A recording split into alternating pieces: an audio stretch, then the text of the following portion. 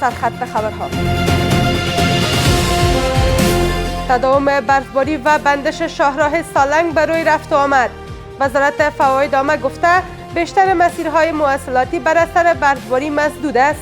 او په جنوبي سالنګ کې تر 2 مترو او 8 سانتی متر پورې رسیږي.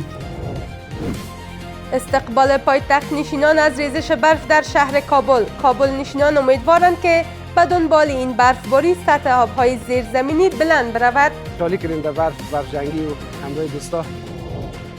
علاقمندی یک شرکت چینی به سرمایه گذاری در تولید برق. این شرکت گفته که در پروژه 60 مگاواتی برق حرارتی در کابل سرمایه گذاری می کند. سکتور انرژی و تقویت سکتور انرژی کمک میکند. و عقب نشینی ترامپ از اعمال طرفه بر کشورهای اروپایی. ترامپ تاکید کرد که قصد استفاده از نیروی نظامی برای تصاحب گرینلند را ندارد.